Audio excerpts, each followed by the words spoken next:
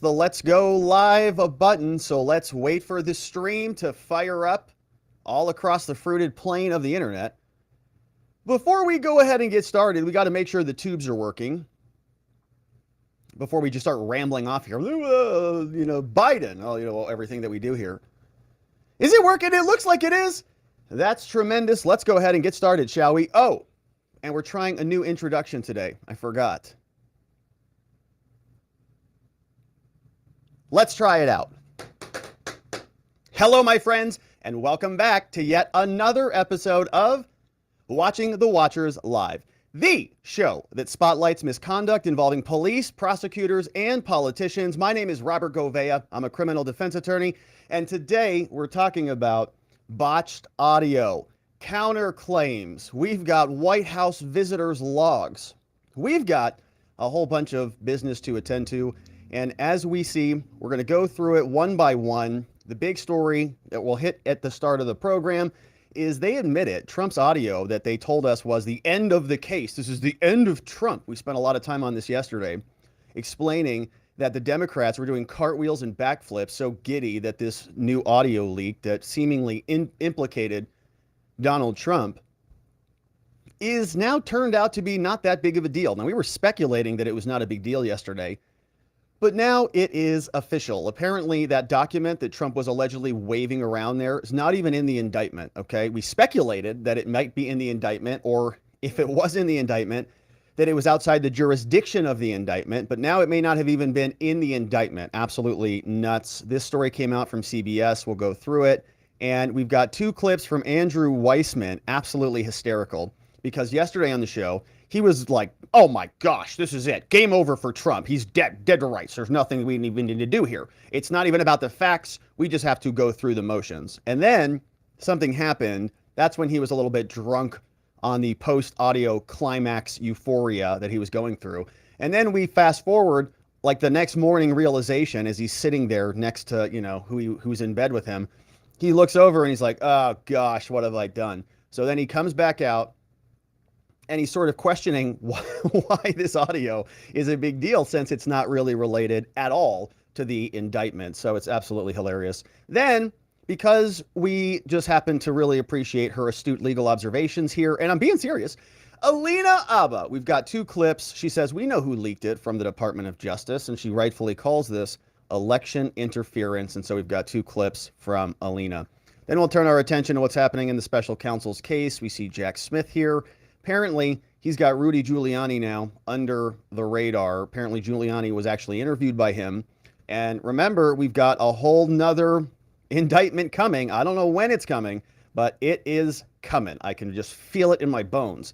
January 6th is going to be the subject of that indictment. It's going to be coming out of Washington, D.C. Giuliani is just one piece of the puzzle. There was an interview on MSNBC with this woman here. She had on somebody from the WashingtonPost who wrote some piece that was really, it's amazing how much information they get, but leaks all over the place from the DOJ. And they're explaining that apparently Jack Smith, the special counsel, also has interviewed or subpoena like 10 to 20 or more other Trump lawyers and their legal assistants and their staff and all of these people, going, oh my gosh. So this case is going to be large. And we've also got some real concern with people like Liz Cheney, who are out there now pounding the table, saying, there are going to be some real big consequences if Donald Trump wins again. If he's reelected, we're all doomed. We're all going to die. And so she's out talking about it. And then joining her is Paul Ryan. And he's saying literally, we're using this language now. Trump is dangerous. There will be real consequences if he's not indicted. Trump is dangerous. The amount of pressure coming down to bear upon this new indictment is going to be massive. And you know that the Uniparty is behind it all. Then, in some fun news, Trump is counterclaiming E.Jean Carroll. E.Jean Carroll, of course, won a verdict against Donald Trump, but it wasn't the verdict that they wanted. There were two claims. There was one claim, the big R claim, that Trump did the R, the old hibbity-dibbity, the forced hibbity-dibbity, in that dressing room. I was going to call it locker room, but in the dressing room, And the jury came out, and as we can see here, they found Trump not liable for that. They said he's not responsible for that. And the other thing that he was actually convicted of or found responsible for was the assault, was the old DJ diddles.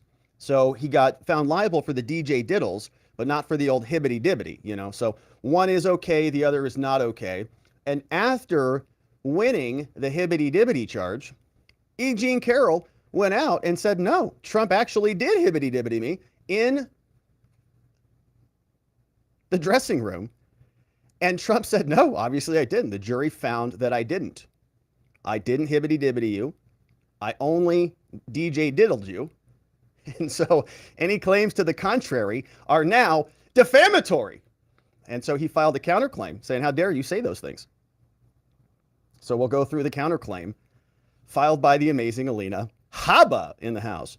Then we've got a couple of other clips to attend to, some segments here. Remember this IRS whistleblower that is blowing the Biden crime family into political oblivion? Well, we now know more about him. Apparently, this whistleblower is confirming that other people were in the room, as we talked about, other names, 5 other people, if not more. But there's also a confirmatory email that Gary Shapley sent over to others confirming what he said that was made contemporaneously with the meeting, right? In other words, he's saying, look, I was there, I took notes about it, and I emailed them the notes. That's how sure I was. And this is, many months ago. So he's presuming that, you can't imagine that he's going to be out as a whistleblower now. So we've got that. We've got the email evidence. And what's amazing about this is that the New York Times is even confirming this. All right. Now, they buried this confirmation that, the allegation is that Merrick Garland and the DOJ was interfering with David Weiss, who was in charge of the Hunter investigation. They were deviating him, saying, well, you can really prosecute him, but not really. He went to D.C. to file charges. No. Went to California to file charges. No. Well, turns out there's a lot more evidence here that he didn't actually have any authority at all. Merrick Garland's a big liar, and the New York Times is confirming that. So we'll check in with what they had to say, as well as what Byron Donalds has to say, because we always like to hear from Byron and his takes on these stories. And then lastly, very interesting little development. I was joking about this. I think we were having this conversation, I don't know, a couple days ago. But the idea was, has Hunter stopped his criminality? We've got the laptop, we've got the plea deal, we've got cell phones, we've got text messages, we've got meetings and visitors and all these things. But did he actually stop anything? Like, he's in the White House now. He's traveling around with Joe. He's going to State Department dinners. Is he still doing deals, man? Is he still working with the Chinese? Has anybody turned the water off, in other words? So we've got questions about it, because apparently the White House is omitting Hunter Biden from the White House records, from their visitor logs. So he just comes and goes as he pleases. And we don't even know if he's living there now or whatever. But it's very curious, because others have kept records of their family. In fact, when Barack Obama was in the White House, he kept logs of Hunter, but they're not keeping logs of Hunter. So what is he doing? Who knows? Joe Biden got very agitated when the media asked about this today. You can see him screaming there, no! Well, here it comes again. So he's got the marble in his mouth and he's doing this thing again. And then he screams no right there. So we'll go through that because he's agitated. Karine Jean-Pierre is still missing in action. We don't know where she was yesterday. She was also not out there today. But very fun clip we'll remember that she said earlier in this week. We've got Ron Johnson saying that as a result of this criminality from the Biden crime family, there's no way that a judge can accept a plea deal. Just doesn't make any sense. Just can't happen. So we've got a lot to attend to, as you can see, my friends. And so if you want to be a part of the show, my friends, we would love it if you became a member. We have a lot of fun with our members only content. We try to really work hard for our members. We did 2 extra segments this morning in our members only stream. We talked about the Holman Rule with Matt Gaetz and what the Holman Rule means and why this could be useful for Republicans as they're attempting to defund some federal bureaucracies. We also talked about this new Homeland Security report that details how the FBI downplayed January 6th threats. Literally, it's an amazing report. We read through it this morning. And so if you're a member, you get access to that stuff early. Otherwise, those will be whittled down and published onto the platforms. But thank you for joining. Thank you for supporting the work. Thank you for becoming a part of our community at watchingthewatchers.locals.com, where we do those member-only streams. We go through the Trump docket. We go through the presidential schedule. We see what the congressional committees are up to. It's a lot of fun. Check it out, watchingthewatchers.locals.com, or become a member on YouTube and grab access to our private Telegram group. Also, if you're looking for some puppies, we've got a Mama Govea here in Arizona. Has got, I think, a puppy update, actually. I think 2 puppies are now, we're down to 3 left, right? We started this week with 5. Shout out, I do believe somebody who watches this show is now a brand new puppy owner. So congratulations to you. And super fun. I can't wait to hear about it. I just learned about that very recently. So Marianne at ericshouse.org, if you're looking for golden doodle puppies. There are still, I think, 3 left. And so they'll be able to help you out there, but they're cute as can be. Also, before we get into the meat and potatoes today, let's take a look at our friends over at Field of Greens, because with all of this madness in the world, with all of this stuff hitting our mind from every different angle, we've got to be healthy and fortified. And one way we can do that is by losing those leftover pandemic pounds. But how sick are you of all these ads for weight loss pills and fad diets? We've all been there. We've all done that. And we know that they just don't work. But you know what does? Eating 5 healthy servings of fruits and vegetables every day. You do that, and the weight would probably just fall right off. But first of all, vegetables, not a fan. And who's got time to prepare that every day? I don't. Instead, let's talk about Field of Greens. Now, Field of Greens is a science-backed formula, very specific fruits and vegetables that you're not going to find in any other product. Proper nutrition reboots your metabolism so you burn calories faster and lose weight the healthier way. And Field of Greens is the only brand backed by a better health promise. Yes, you'll look and feel healthier fast, but the greater proof comes at your next checkup when your doctor takes one look at you and says, "Wow, my goodness! You've lost weight." Whatever you're doing, keep it up. We're going to know it's Field of Greens. So go over to fieldofgreens.com. Tons of other good stuff there, bars and other supplements. Check them out. Load up your cart. Save 15% when you check out with code Robert so that you can save that money and be healthy, fortified, and nutritious. And let's not forget, all right, the vegetables want to be eaten. That's why they're here. They're bursting out of the ground. You're going to have good green energy, the good kind, courtesy of our friends at fieldofgreens.com. All right. And so, yeah, we're not eating the puppies still. No, you can't eat the puppies. Let's get into it. Trump prosecutors botched this audio debacle. They came out, they told us it was a slam dunk, a home run. We saw all the lefties on Twitter saying, this is it. This is the end game for Donald. There's no coming back from this. He's dead to rights. We got him on audio recording. We had Rachel Maddow talking about Trump was like walking in there and robbing the bank, right? This was hysterical, backflipping, hyperventilation from the usual suspects, but it turns out it's not that important. And we were speculating that it was not that important when we were going through the audio and comparing it to the actual indictment. Well, in spite of all of the enthusiasm for what they heard, I think a lot of people on the left came to the sudden realization that it's not that big of a deal, especially once we confirmed that the audio recording is not even the subject of any of the documents in the indictment, just as we speculated. And so here we see, this is the story that came out right after we were done going through our analysis. It says Iran memo not among the 31 records underlying charges in the Trump federal indictment. Hyperventilating about this audio being the keystone, the thing that brings everything together that implicates Donald Trump. Wait a minute, hold on. He was waving this around. There was audio sounds. There was paper noise. It was flapping all over the place. Wait a minute, that document is not even in the charging document? So this so-called classified dangerous thing that he was showing to the journos, it's not even a crime? What? And no wonder they spiked that, man. And they were giddy as can be, and then suddenly it was gone. And we're going to go through that. You're going to see a real big reaction from Andrew Weismann once he learned the news, once he read the indictment again. So here's the backstory from CBS. DOD memo on Iran that's at the heart of the now public audio recording that captured a July 2021 meeting with Trump is not a part of the 31 counts of willful national defense information. You're kidding me. Oh, man, who could have guessed that? Now, a source familiar with the matter did confirm this to CBS News. In the recording at the meeting, now this took place at Bedminster, New Jersey, and we were paying very close attention to that yesterday. I was saying, what the heck? Did he take the document from New Jersey back to Florida? Is that where they charged him? I don't know. Maybe they did. Evidently, they didn't.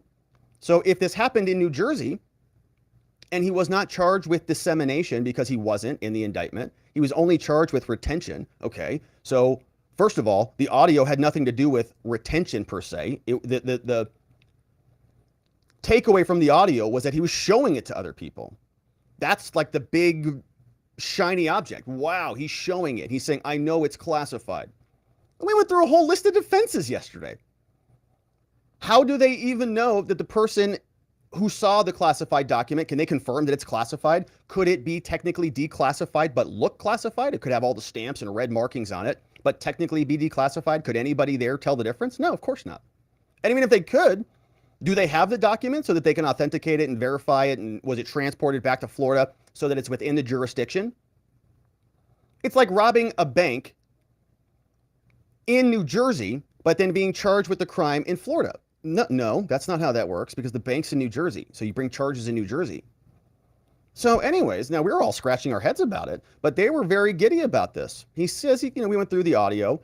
The document and recording are described in the indictment that Smith's team secured against Trump. This was a big part of it. They have a whole couple pages in there, recounted as a writer, a publisher, and 2 members of Trump's staff. But according to a source familiar with the matter, Trump was not charged with unlawfully holding on to the Iran-related document discussed in the recording. You're kidding. The 37-count indictment against Trump charges 31 charges of willfully retaining national defense information, except that document. It generally outlines each of the 31 classified records, but the Iran memo is not a part of the list of the 31 records in the indictment, the source said. It's not even a part of it.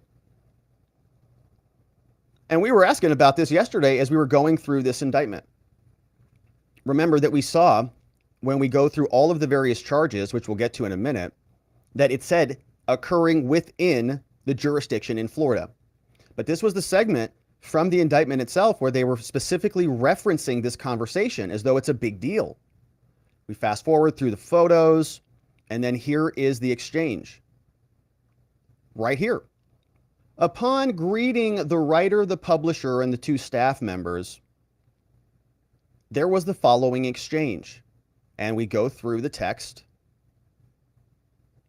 In August, when he was no longer president, Trump met at his office at Bedminster Club, commenting on other things. But he also made disclosures of classified information. So this is a very interesting development. It's not related at all. And what that caused is a very serious cognitive dissonance from this guy, Andrew Weismann. He thought it was a home run and then woke up and realized maybe not. Now, there's more on this before we get to Weismann.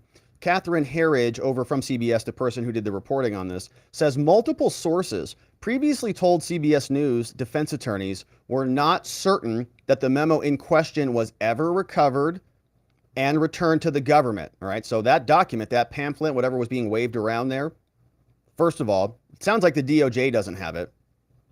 And it sounds like Trump, they don't even know what they did with it. So was it classified at all? Don't know. Was it anything serious? Was it literally a magazine that somebody threw in a dumpster somewhere? Who knows? Former senior DOJ, it could just be audio, okay? Like there's just audio. Former senior DOJ official, so they tell us, oh, it's a national security document, Iran memo, and all this crap. But sounds like nobody has their hands on it. So former senior DOJ official said, in a way, it might be analogous to trying to prove a murder case without a body. Yeah, tough to do. Not easy to do it that way. And that's exactly why people like Hillary Clinton smashed their cell phone devices and their hard drives with hammers before they turned it back into the State Department. Or why different servers were cleared out with bleach bit right? If it's destroyed, not recovered, it's hard to charge you with a crime. That's why, there's no body, there's no murder weapon. It's hard to find the murderer.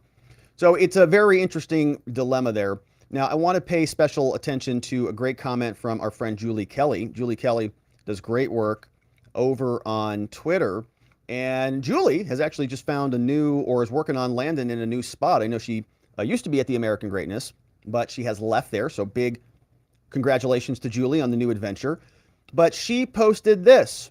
When she was going through the indictment, she said the following. She said, a little reminder that Jack Smith is not only included portions of the July recording in his indictment, which is a very shameful thing to do, right? Like, you shouldn't put in a bunch of stuff that you can't prove or that's not relevant to the case. It should be directly relevant to the charges. So if Trump's waving around one of the 31 documents that he was actually charged with, okay, then you can talk about this conversation. But he's not, and you don't even have the document. So you're just talking about audio that sounds bad, that infers that maybe something bad happened, but that you don't have any evidence for, which is a really disgusting thing to do if you're a prosecutor. But of course, we're dealing with Jack Smith and the special counsel. So he stated as facts that the documents shown during the meeting were in fact classified. So Julie has this great point. I hope Team Trump forces Smith to prove his allegations on this matter. And so she gives us this highlight from page 2 of the indictment. And let's go back to that and just take a quick look at what it looks like and emphasize the point she's making. But Jack Smith, this is his allegation. He signs this with his team, promising, swearing an oath and an affirmation to the court that there is probable cause here and that they presented all of this in good faith to the grand jury and that the grand jury found that everything was done above board. But here, this is where Julie Kelly points us. She says, look, on 2 occasions in 2021, on 2 occasions, Trump showed classified documents to others, right? He's claiming that they are classified as follows. The first one in July 2022, 21. And at another one, Trump showed a representative of his PAC who did not possess security clearance as well. So this first one, you hear the Trump audio. This is the audio recorded meeting. But guess what? This happened in Bedminster, New Jersey, first of all, which is outside of the jurisdiction of Florida, which is where this case is being brought. That's number one. Number two, they don't have any actual evidence that this document is highly classified because apparently they don't have possession of the document. So this sounds like it's just made up. It's like dishonest. Wow. On 2 occasions, Trump showed classified documents. Well, maybe if you had that document that he showed in Bedminster, but sounds like you don't. So this feels like it is a lie in the indictment. You were making an inference that doesn't exist, Jack Smith. Why would you do that? Did you present false evidence to the grand jury? Did you imply that you were in possession of this document, but you're not in possession of this document? We need more backstory about this audio. Where'd the audio come from? So Trump's people are going to have a lot of fun with this when the filings get started. And so shout out to our friend Julie Kelly and good luck on the new adventures. Now, I want to share this with you because this is just hysterical. The left hyperventilating about the Trump audio. And previously on this show, we went through the Twitter thread. We had George Conway, we had all the MSNBC people, we had Rachel Maddow and Loris What's-His-Face, and they were out just like giddy. I mean, these people usually look pretty miserable, but they were thrilled. They were like, well, we're going out to the new Disneyland with our people now. And I don't even know what they were about to get into, but I suspected that's because they were on that euphoric state, sort of that post-audio climax that many people who get a little bit infected with some TDS derangement, every time that they get a big whopper of Trump news, it's just like the gaskets just blow off. So I want to do a compare and contrast here with Andrew Weissmann. We heard this one previously in this post-audio climax, and then we're going to fast forward to the next morning, the hangover, when you wake up and you realize who you've got next to you and you're like, what did I just do? And in clearer terms, more specifically, what did Jack Smith just do with this indictment? Here is Andrew Weismann from the before scene. And Jack Smith's team here, when they listen to this?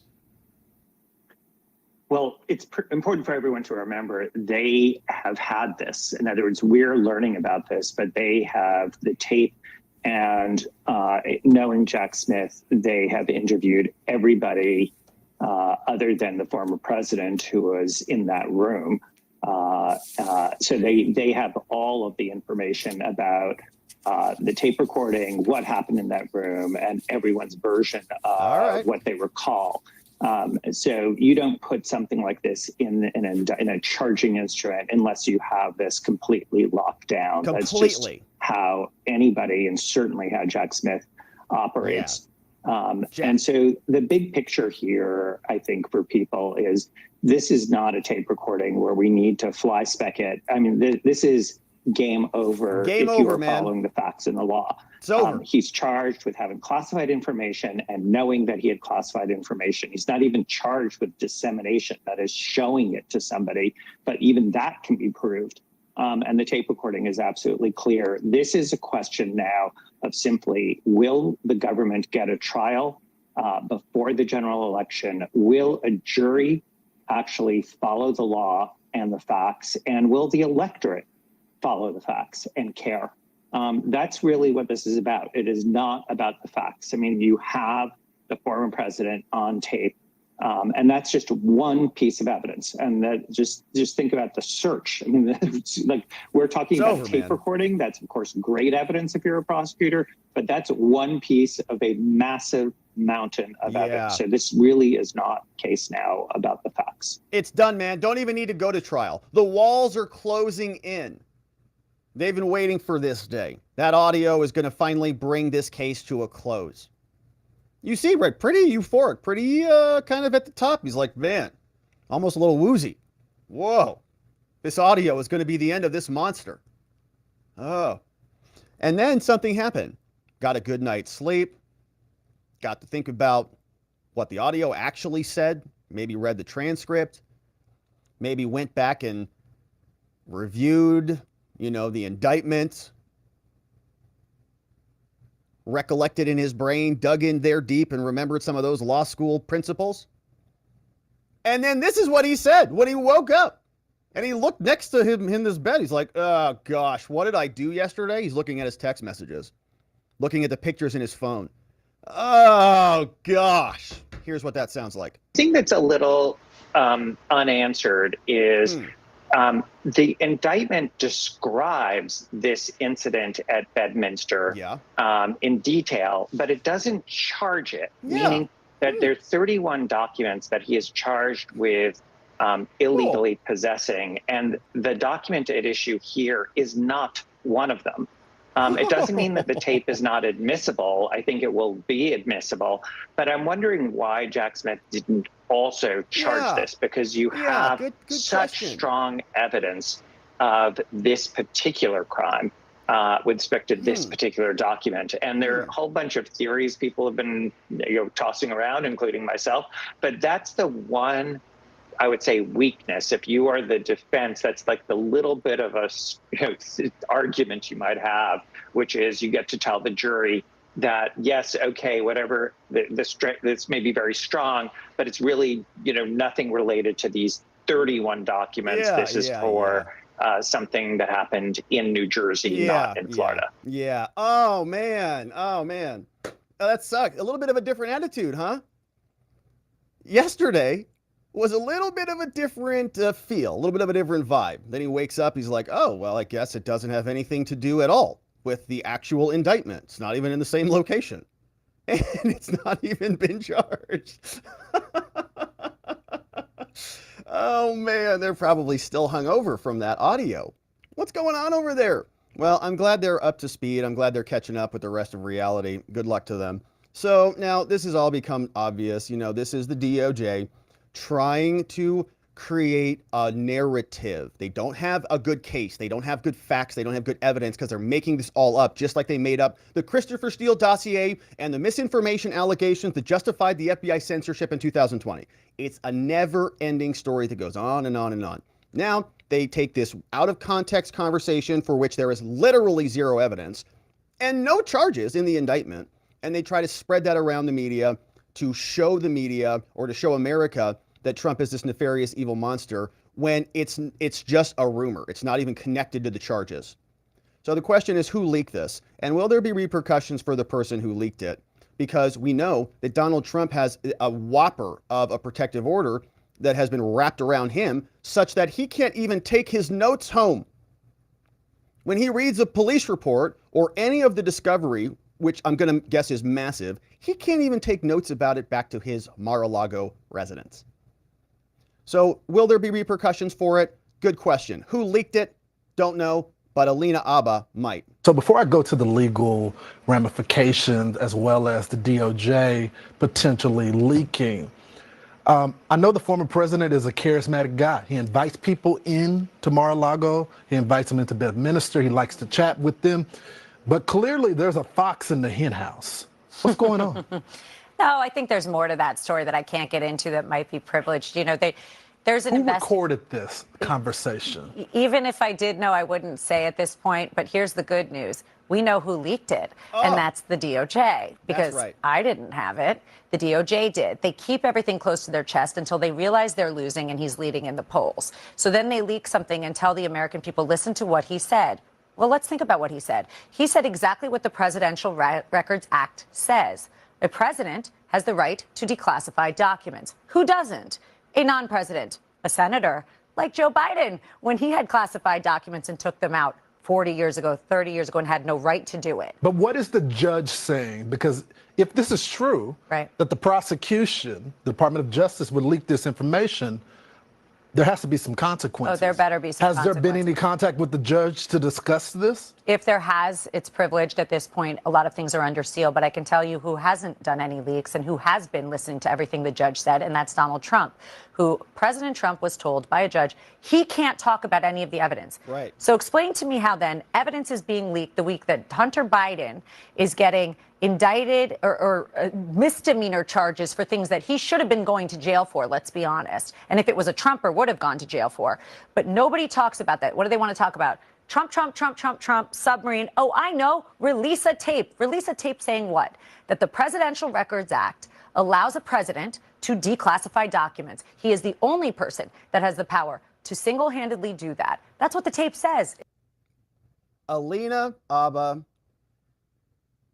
delivering some brilliant legal analysis. Absolutely, the DOJ leaked it. Now, when she was speaking, I was thinking about other possibilities. Who else may have leaked this document or leaked the audio tape? And we don't really know who recorded it. So again, you know, this could have been an audio recording. I'm trying to play devil's advocate in our minds here, but let's say there's a journalist in there who's writing the book on Mark Meadows. It could have been the journalist who recorded the audio, and then the journalist would have been interviewed by the DOJ. The DOJ would have gotten a copy of the audio, and the audio would have been delivered to the DOJ, and they would have included it in their indictment, which I think is disgusting, by the way, because it's not even a charged issue, and they don't have evidence.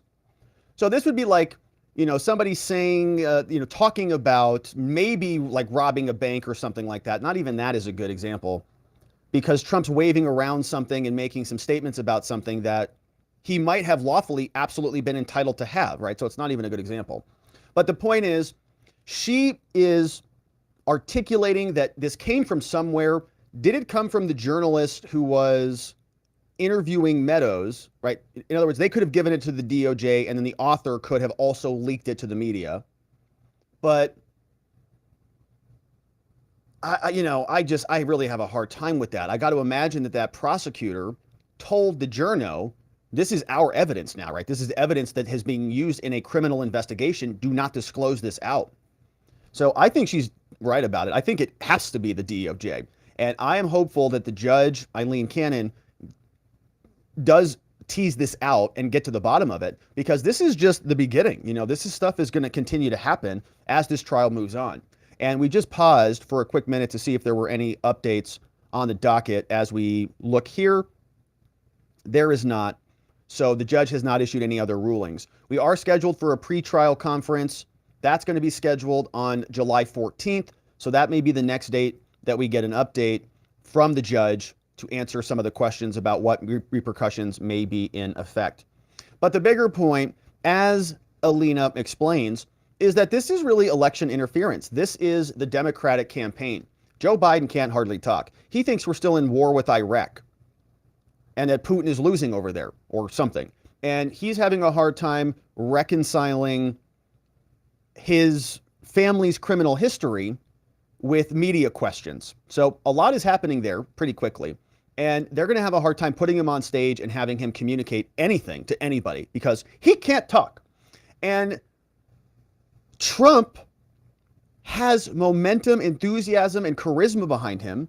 So what their campaign now shifts into is a campaign brought by the DOJ. This is the campaign. It's political legal warfare. And it's election interference. And here's Alina Habba explaining. They've become so desperate that they need to use the media to play into their hand for the 2024 election, as we've seen. But what happened was we forget that there was a judge order that nobody, including President Trump, could discuss any evidence. Now, President Trump hasn't needed to discuss evidence because we're not desperate. We know the facts and he did nothing wrong. They're desperate. So what are they going to do? They're going to taint the jury pool. They're going to taint the American public's perception and try and say, look, here's a tape. Here's a tape of saying what? A president can declassify documents. I'm no longer a president. I can't declassify documents now. But what to the people that say he says on the tape that he can't declassify it? It's his top secret and he can't declassify it. He wasn't president at the time of the tape. He couldn't declassify. He knew that. But he wasn't saying it wasn't declassified. He was saying presidents can declassify. As a non-president, you can't. That has nothing to do with it. It's a red herring. It's exactly what they're doing. They take cuts and pieces, just like the indictment. They put it together and they make the American people believe the story, like La La Land, that they create. It's not in fact. There is no two sides. It's just one side, and it's pieces. You know, it's a recording. They've been trying to muzzle. And it's a media effort. In a court of law, you have the right to confront your accusers. You have the right to present evidence. You've got the ability to cross-examine people. There's process. Trump has his hands tied behind his back. He can't comment on any of this stuff, but the DOJ is allowed to selectively leak piecemeal one at a time to continue to further their narrative. And people are going to start asking, is this jury tampering? You know, is this them trying to interfere with the entire process? Trump got a gag order from his Manhattan prosecution. He can't talk about it. He gets out there and starts truthing about this stuff. He could be dragged into court on an order to show cause and held in contempt. But is any of that going to happen to the DOJ? We'll see. We'll be here to cover the next pretrial conference. Thank you for subscribing wherever it is you're watching this. As this case unfolds, it is history in the making. We will be covering every little bit of it. Thank you for subscribing and joining. Now, as that investigation continues, and that is taking place out of Florida, we're also paying very close attention to what's happening out of D.C. Special Counsel Jack Smith continues forward with his January 6th investigation. Donald Trump already being prosecuted out of Florida, already had his arraignment, already pled not guilty. But that's just one piece of what I believe is a much bigger assault. We've got the New York Manhattan prosecution, that's one. Florida will be number two. January 6th out of the D.C. Circuit Court will probably be number three, with Georgia being number four. And so January 6th is the one that people like Liz Cheney have been screaming about. If Trump is not indicted for this one, America is lost. We're all doomed. People like Paul Ryan, who together they make up a nice contingent of the gigantic uniparty, are now calling Trump dangerous and saying that our government has a responsibility to put him by the wayside. And Jack Smith, out of D.C., has been given all sorts of benefits and privileges from the D.C. judges, saying that he can interview Trump executives, he can interview Trump lawyers. All of these privileges are just irrelevant because Trump is so bad. And they've even gone after Giuliani and other lawyers, maybe dozens, who are on the Trump team. Here's what CNN has. This is an exclusive from them. The leaks continue. Everywhere we turn, more leaks. CNN gets it. WashingtonPost gets it. Everybody gets even audio and now discovery files. But CNN tells us this. Rudy Giuliani was interviewed in special counsel's 2020 election interference probe. Trump attorney, who was Trump's lawyer, right, has been interviewed by federal investigators as part of special counsel's investigation in efforts to overturn the election results. And the prosecutors are already using Trump's conversations with his lawyers against him. Massively, right? They're actually in the indictment. And we saw that here. Trump's conversations where he's actually asking questions about, is it possible for us to just say the documents don't exist? They say Trump got all of these intelligence briefings and made statements, but then retained these documents and colluded with people in his Mar-a-Lago residence to move the boxes around. And there are conversations with his lawyers that they're specifically referencing in here to dig out criminal charges. And this is the part of the indictment where he's talking with Nauta. So the conversations are in here, and this is where he's talking with Trump's attorney, right? So this specifically, Trump is asking legal questions that anybody asks their lawyers. If you are charged with a drug crime and you go hire a defense attorney, one of the most obvious questions is, what if I say the drugs weren't mine? It wasn't my car. It wasn't my bag. It wasn't, that's just an obvious case that you'll find on a law school exam. But it's a question that every attorney gets. What if I say this? What if I say that? So you're allowed to ask these questions. If you don't have the ability to ask these questions, do you even need a lawyer? Just go tell the truth to the cops, I guess, and they'll help you figure it out. So this is nuts. And they keep breaking attorney-client privilege as though it's meaningless because it's Trump. The meeting between Giuliani and his attorney, Robert Costello, and investigators took place in recent weeks. The sources declined to say what investigators' questions focused on, not been previously reported. Jack Smith has not announced any charges stemming from his efforts in January 6th, but the interview with Giuliani comes amid a flurry of activity in this probe, which is examining a plan from Trump and his allies with the fake electors. And we've seen that they're already also offering immunity deals to people who may have signed those fake elector documents or the alternative slate of electors. Investigators have called a recent stream of witnesses before a federal grand jury in recent weeks and have pressed attorneys to quickly bring in other witnesses for interviews. Sources say, I wonder who these people are, I guess the U.S. Attorney's Office. Sources say that some of the grand jury questioning is centered on the action of top lawyers around the firm, including Giuliani, investigators seeking information about claims of voter problems.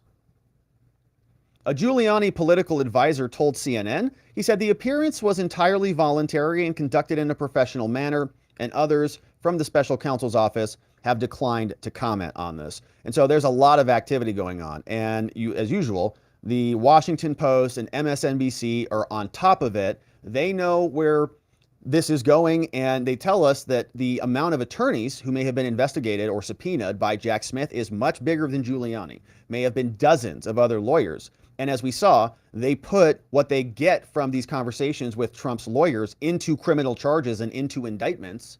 And so if he's asking anything about the election, well, what about this? What about that? What about, can we do this or call that person? All of it is going to be gobbled up from his own lawyers in violation of what I believe is attorney-client privilege that should have never been breached. And they're going to use it against them as criminal charges. So I can't stress how significant this is if it's true that there is dozens of other lawyers with whom Trump's legal team was communicating, asking questions. They're going to pick the worst statements out, and they're going to make Trump look like an insurrectionist, like they've been doing this entire time. Here's the backstory from MSNBC interviewing Washington Post. Let me start with you, Caroline, just on this extraordinary and very detailed piece of reporting at what Jack Smith has turned to, who he's turning to for it, and why. Take us through it. You know, Nicole, I think what's important to remember about this great reporting by my colleagues, especially that whopper of an email from Jason Miller, who's still working on Donald Trump's 2024 campaign. In this email, he's complaining, we obviously have some questions about this BS that's being presented in all of these campaign ads that are supposed to scare people into thinking that there is election fraud. Remember that 4 days into being named special counsel, Jack Smith asked a series of states in a subpoena for all of their communications with these precise lawyers, a group of about 13 to 20 different Trump lawyers, any communications they had with state election officials and others about all manner of things, including the validity of the election and about the fake elector scheme. So 4 days into his job, this is the kind of data and information and communications that Jack Smith was seeking. Now we're seeing some of the fruits of his labor. And also seeing, I think, Nicole, the trail that Jack Smith is trying to follow. That trail is, did people know this claim was completely bogus? Did they raise money off of it? And then, after making fraudulent claims and making money, what did they use the money for? Was there also a fraudulent claim about how the money would be used? Did they comply with the law in how it was actually spent? There are a lot of questions about that as well. All right, so the investigation is going to continue to go forward. And, the lawyer thing is a very big concern because they're going to just parse it out and they're going to take out the worst segments and just use it against Trump. And how far the tentacles go, only time will tell. So certain people that we're familiar with here, like Liz Cheney, are very concerned, fearful, and afraid that Donald Trump might actually win again. And one way they can stop him from winning is by indicting him. They don't actually want to compete against him in an election with their candidate, Joe Biden. So they turn this around. The political campaign is legal prosecution. And Cheney is concerned that if there is an indictment, Trump might win. Given what we know he did, given the extent to which we know he attempted to overturn the election, given his direct involvement in the fake elector scheme, given the extent to which he aided and abetted, at a minimum, those who are involved in the insurrection, failing to indict, failing to make sure he's held accountable, carries with it real danger for the republic. And so I certainly think that it would be proper, and that's the reason why obviously we made criminal referrals. Yeah, they made criminal referrals for other people like Bannon and others who were part of the insurrection, but Trump was the head honcho. And we know how this theory goes, and there's a lot, I think, that they have been setting up, moving pieces around. Trump at the speech, at the debate with Joe Biden, when he made the Proud Boy stand back, stand down, stand by comment, they're going to latch onto that. They've got convictions now in the Proud Boys cases. So they will just use that. They'll say, look, they got convicted for seditious conspiracy.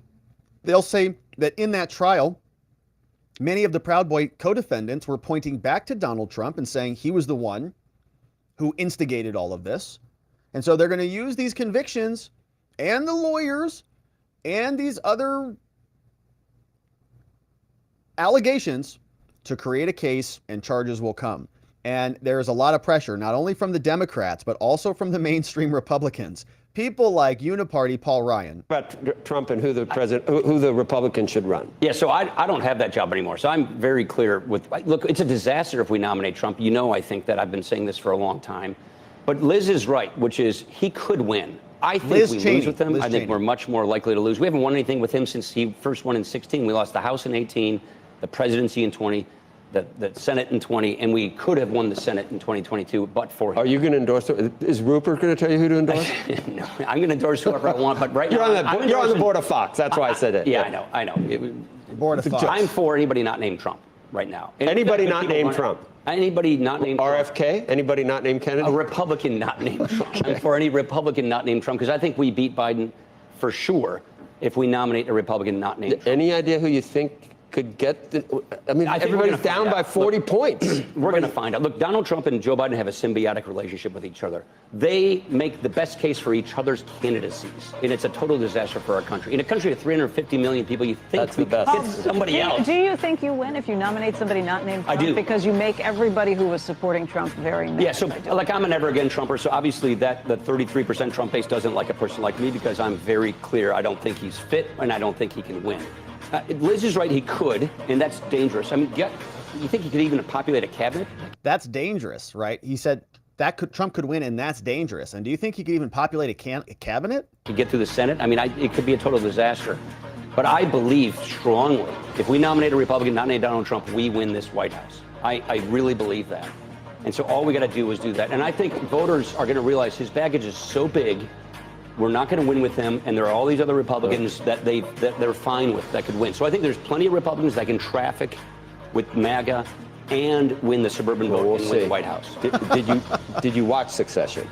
He seems a little freaked out to me. He seems like he's, trying to live in a fantasy world where he's going to have everything work out. Like there's only 33% MAGA, even though Trump's up by massive numbers in all of the polls. Nobody's even getting close. In fact, DeSantis, who was looking, maybe like a challenger, is also sort of marginalizing out, which means they've got to see a change. And how do you do that? Well, you indict him. You indict him again, and you indict him again. And you do it 4 times. You do it in New York, Florida, D.C., and Georgia, and you wage political battles through the legal justice system. And Jack Smith is going after his lawyers. The Uniparty is coalescing around this effort. Of course, we'll continue to cover. All right, and now let's talk about a little bit of fun return of favor. Donald Trump now countersues E.Jean Carroll. We covered this trial in detail. You remember E.Jean Carroll. She was this woman here, and it was a long trial dating back 25, 30 years ago. E.Jean Carroll said Donald Trump did the forced hibbity-dibbity with her in a dressing room at Bergdorf's, the old Bergdorf Goodman, when they were apparently trying something on. And we went through the whole trial, read through all of the tweet threads, and we thought what a joke this thing was. All sorts of evidence there that just didn't line up. But something happened. At the start of this trial, there were 2 charges. One was the hibbity-dibbity, which is the big R. The other was the old DJ diddle. That's the old, using the fingers. So we've got one version, which is, they're both bad allegations. One is worse, and one is the big R. And Trump was not convicted on the hibbity-dibbity. This was the verdict form. The question, did Miss Carroll prove by preponderance of the evidence that Trump did the old forced hibbity with Miss Carroll? The jury came back and said no. Now on the other one, count 2, which was the fingers, that was yes. Okay, so Trump lost on that count, but he won on the R count, which is a big victory for him. And so something happened, E.Jean Carroll, after the trial, she went out and said, no, I don't believe that. I don't agree with those jurors. No, Trump did do the hibbity-dibbity on me. And Trump says, bingo, baby, that's defamation. The jury said, I did not hibbity you. You're saying we did it, and we didn't. So now Trump has filed a counterclaim. Now he's suing her for defaming him. The old reversal. Whoa. And so we'll see what happens. This is the lawsuit that has been filed by Alina Habba in the House out of the Southern District of New York. E.Jean Carroll versus Donald Trump. And this is a second answer, right? This is Donald Trump's answer to the complaint, along with affirmative defenses and a counterclaim. So this trial's already been over and done. Trump had to pay her, or he's got to put, millions of dollars, I believe $5 million, in trust. But now we're filing a counterclaim, a countersuit. So here, by his attorneys, Donald Trump files an answer, and he's filing a counterclaim. And we'll fast forward through all of the denials in the allegation, the factual allegations. We'll fast forward through denials, as we would expect. And we continue on. These are all the claims that E.Jean Carroll was making against Trump. So Trump is denying. And let's see where we get to some of this good stuff. In the counterclaim section, deny. It's going on longer than I anticipated. Makes for great live streaming, just scrolling endlessly on the pages. Here we have some content. Now, defendant admits that in its verdict, that the verdict was true and accurate that came out. And we now have a new cause of action. I'm waiting for the counterclaim. Here we go.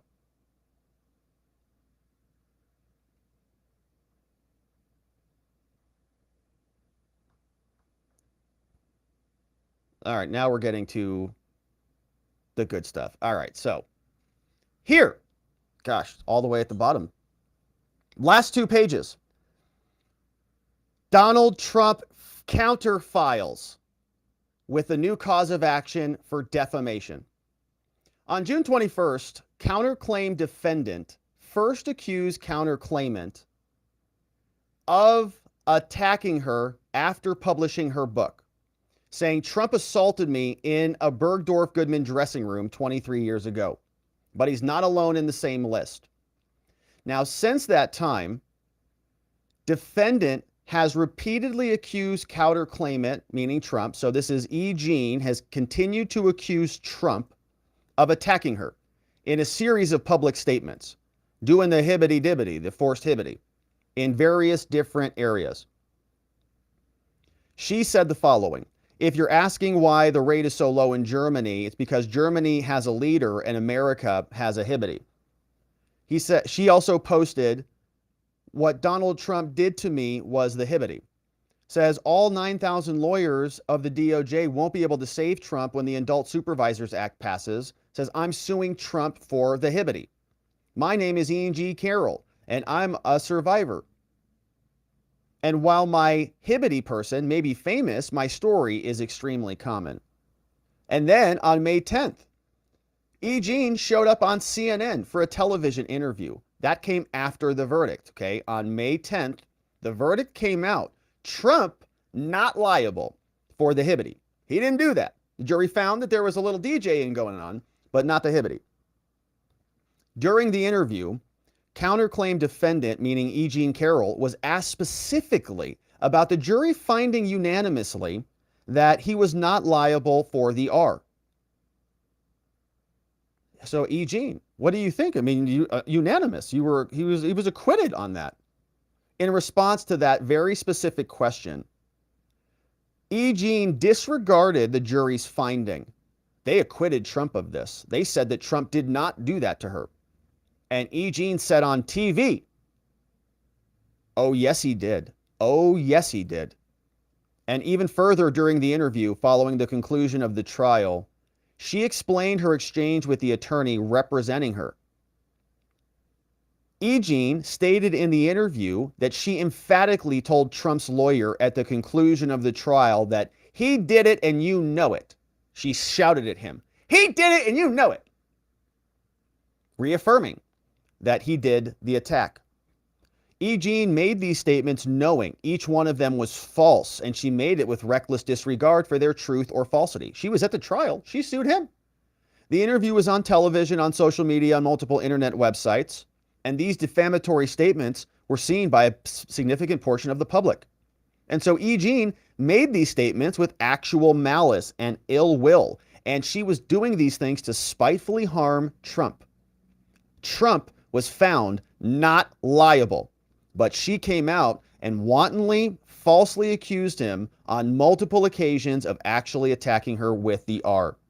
And so, due to E.Jean Carroll's repeated falsehoods and defamatory statements, this has caused harm to Donald Trump. Wherefore, we ask that you deny their actions and requests in their complaint, deny any damages, order E.Jean to retract her defamatory statements against Trump, and give Trump compensatory and punitive damages against E.Jean Carroll. We also want attorney fees. Signed, Alina Habba, attorney for Donald Trump. So I was wanting to see if there was a demand for money, how much money damages. Don't have that yet. But it's a fun counterclaim because Trump was found not liable.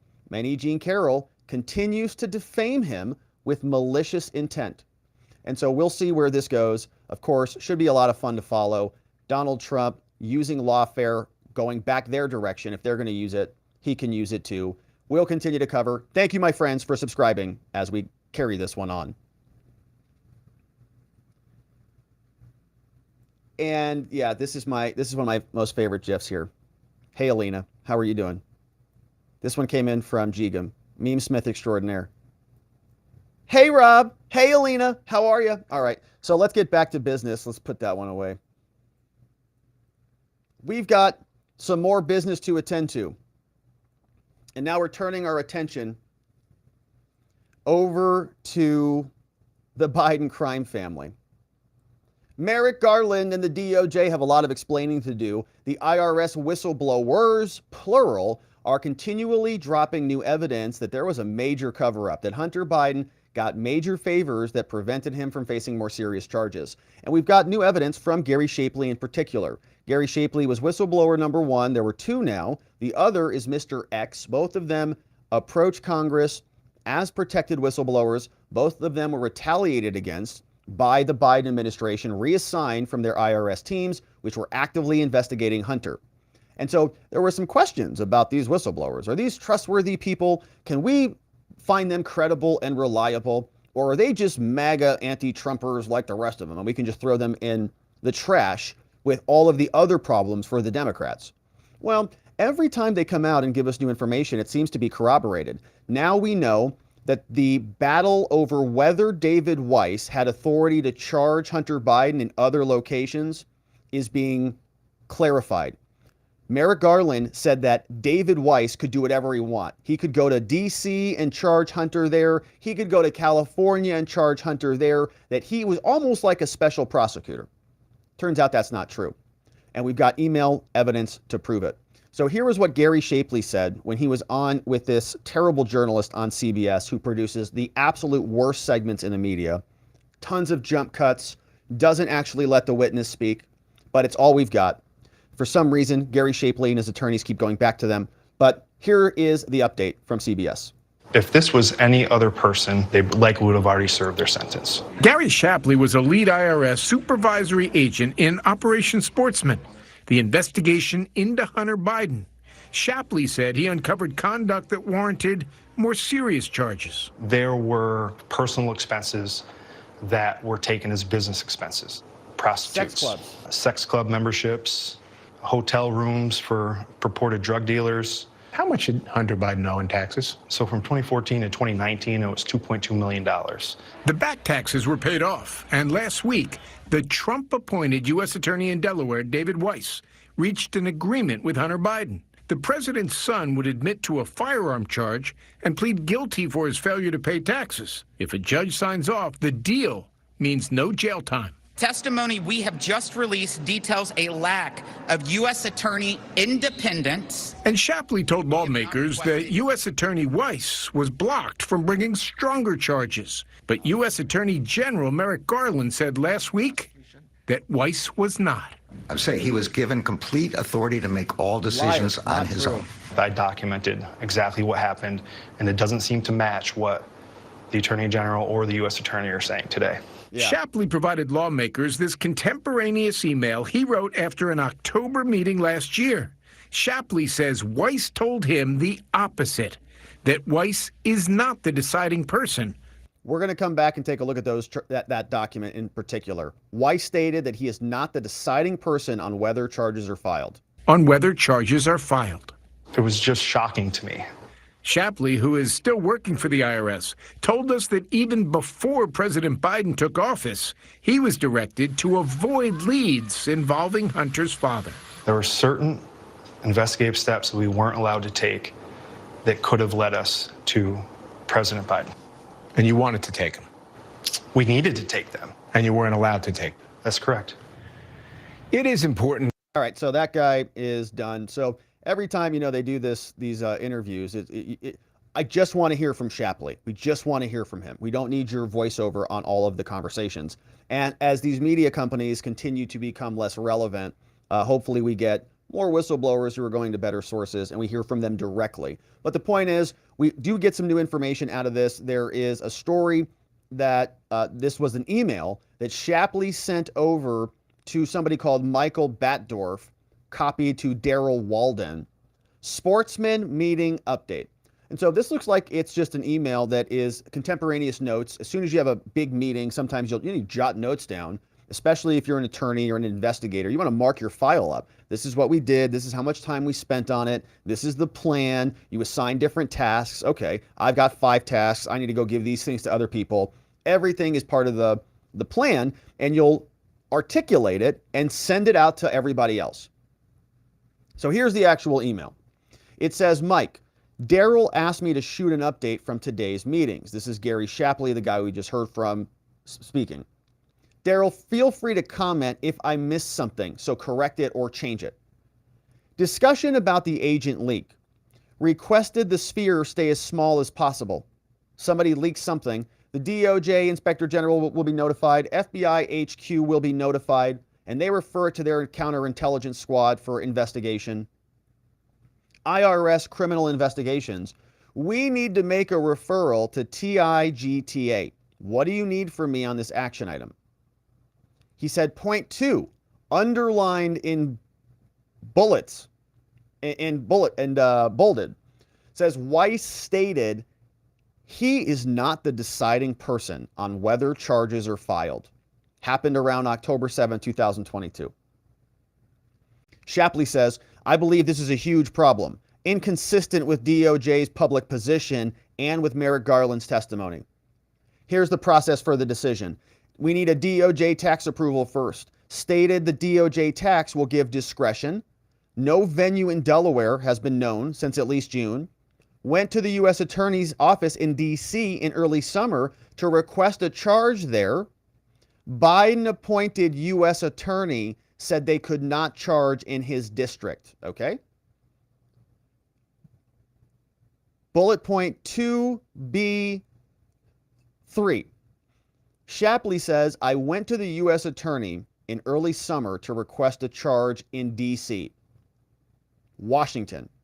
Biden appointed U.S. Attorney said that they could not charge in his district. Same story when he went over to California. Another Biden U.S. Attorney said no. Weiss requested special counsel authority when it was sent to D.C., and Maine DOJ denied his request and told him, follow the process. All right? So Shapley, before he was even going to come out as a whistleblower, sent this literally contemporaneously back to the people who were also at the meeting and said, if you need any corrections on this, make some corrections. Let me know if I missed something. Nobody made any comments because it's all true. The DOJ was hamstringing this from the very beginning. And there was more evidence that even other people in the room were there. Other names. We saw that Shapley and his lawyers, Jason Foster and Tristan Levitt, shout out to those guys, and Mark Little from Nixon Peabody, they said those 6 witnesses who were also in the room who can corroborate this, that David Weiss said he did not have authority to charge other people. 6 people were in there. Baltimore FBI Special Agent Tom S., Raisha H., IRS Special Agent Gary Shapley was there. Daryl Walden was there. Sobosinski was there. A lot of people were in the room. They all heard it. The DOJ was covering this thing up for a long time. And now we have a third confirmation.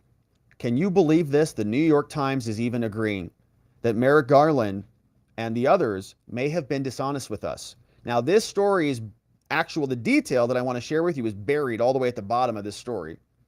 But here they tell us, listen to how they frame this article. Competing accounts of Justice Department's handling of Hunter's case. Here's Hunter at a State Department dinner. He's hanging out with prime ministers from India, man. Hanging out. He's committed more crimes than most people that are in custody in America right now. I can say that with a certainty. I could say that based on Hunter Biden's laptop, a lot of people are in prison for 1 offense or 2 offenses or a 3rd offense. Hunter has got 7 of them that you can chronicle just from the laptop report right on the table of contents.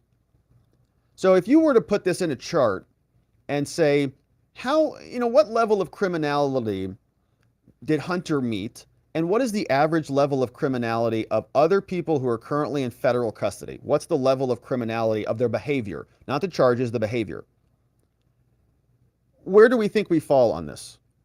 I would bet that Hunter is more criminally behaviorist than, 80% of the people in federal custody, just shooting from the hip, just based on what I've seen. Definitely more than 3 strikes that his daddy implemented, but the point is bigger than that.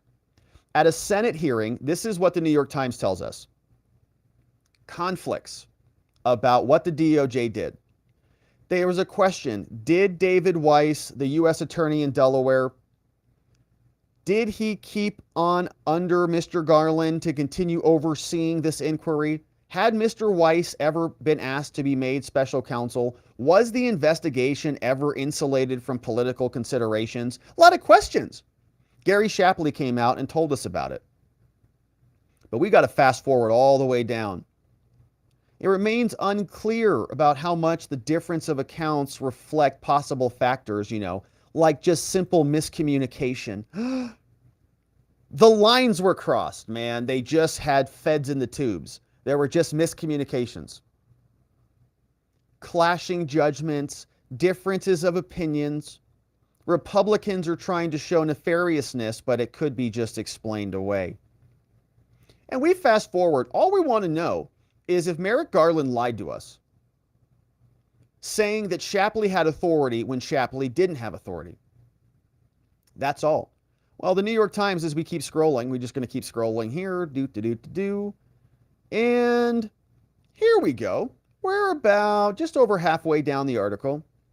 Key point.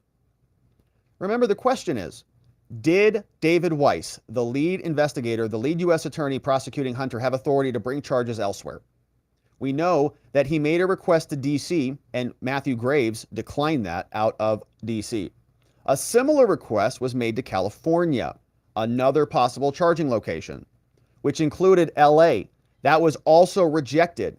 Mr. Shapley testified about that. And a second IRS official, Mr. X, who has not identified himself yet, also told Republicans the same story. But look at this. That episode, the California episode, check this, was confirmed independently to the New York Times by a person with knowledge of the situation. Oh, man. So the New York Times independently corroborated this. They say Mr. Weiss had authority to pursue leads elsewhere, but the practices dictated that he secure approval of cooperation of U.S. attorneys in those areas before charges. And they declined. They wouldn't let him do it. So, turns out everywhere David Weiss turned, there was no possibility for him to actually move the ball forward. Everywhere there were just different dead ends. Byron Donalds notices this. He says there needs to be some more accountability for Merrick Garland and the DOJ. He's had plenty of opportunities to say that this is not true and provide information to the contrary. He has not done that. You couple that with the fact that he is already under oath saying that he has no ties to these investigations. He said that in the House. He said that in the Senate. So Merrick Garland, he's got a lot of explaining to do because now we have corroboration with other people in the room who have said that David Weiss did not have the ability to bring charges in other districts. And I think the most damning of all is that he wanted the ability to become a special counsel, and Merrick Garland, who is the only person who can tell him no, told him no. So who's telling the truth here? I believe that it is not Merrick Garland. And I think what this does, this lays in the missing gaps in the investigations that we have in the Oversight Committee, where we are tracking down these money trails and tracking down these web of LLCs that the Bidens have been using to funnel all their money through. Now we understand why the Hunter Biden investigation took forever, because in my view, you have elements of the Department of Justice who have been slow walking and stonewalling this investigation. And lying to us, telling us that these U.S. attorneys had total power and authority to do justice, when in reality, they didn't. The Biden DOJ was covering this up. They have been covering it up from the beginning. They've been playing this stupid game with us telling us that it's a Trump-appointed attorney that makes the whole thing legitimate, even though the DOJ is investigating the president's son, their boss's son. The cover-up started well before 2023. In the run-up to the 2020 election, they needed this to stop Trump. They couldn't have their candidate with egg on his face because of his son and his family's criminality. So they covered it up, and they had to continue to cover it up lest they be found to be undermining real American democracy. And so, lastly, my friends, more evidence of this becomes evident. We learned that the White House is engaging in some funny business with their visitors' logs, apparently omitting Hunter Biden. We have questions about whether he's even living there now. We do know he goes to State Department meetings. He flies around on Air Force One all the time. He goes down to Camp David. And there's a lot of allegations and rumors that he was doing deals with his daddy sitting right next to him when daddy was vice president. So has that changed? Is he still doing deals with daddy now? But this time daddy is the president. We have questions about it. There are reports that the visitors' logs are not keeping good tabs on Hunter. And there was a big question that we had. Has Hunter even stopped any of this alleged criminality? Does he even agree that these deals were bad? He hasn't really gotten in trouble for them. He's only going to be penalized, apparently, with misdemeanors for failing to file taxes, not anything of consequence for selling out American interest. So the question is, has he stopped? There are no consequences for it. So is he just marching on? Karine got asked about this at the White House. It's not unusual for presidents to invite members of their family to official White House functions, like the state dinner last week. I'm curious, though, in light of some of the recent legal controversy, if the president communicated to members of his family not to conduct business on White House grounds. Can you tell us a bit about any kinds of guardrails that are up? So look, protections to stop him. Are you I'm going to be phone? again very mindful because this is all connected to a case that the DOJ is currently overseeing. So I'm not going to comment on that specifically. But as you know, and we have laid out very early on in this administration, when it comes to ethics, when it comes to how we all kind of move about and how we respect clearly the government ethics here. This is an administration has been incredibly transparent on that and has put some very strict rules. What? Like what? And like so visitor I can logs? speak to that. I can speak to how the president has moved forward in making sure Like what? that, Speak to that. the people who work for him and himself are held to kind of a strict course of action. But I'm not going to speak to anything that's related to the case. I'm going to Anything about guardrails for the president's family? I'm just not going to speak to anything that's related to this Do any case. guardrails exist? I'm not going to speak to anything that is guardrails related to this exist? case. As you stated, there are we've had when it comes to ethics, we take that very, very seriously here in this administration. Thank you, everybody. She packed up and left. That was the last time we've heard from Karine. She had a real rough day there, and she's been gone for the last 2 days. So we had Olivia Dalton yesterday, who also refused to answer questions. And then Karine was also gone today. So we have questions about whether she had a meltdown or something after being asked hard questions. But Joe Biden also is having meltdowns. He got asked this question as well. He was walking around outside, not taking questions from most reporters. He took a few of them. He just finished explaining that Putin is really having a hard time in Iraq, which is great news. My understanding is Russia has basically virtually no troops in Iraq, which is devastating for their offensive, obviously.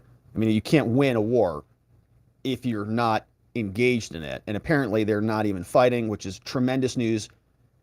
Victory in Iraq.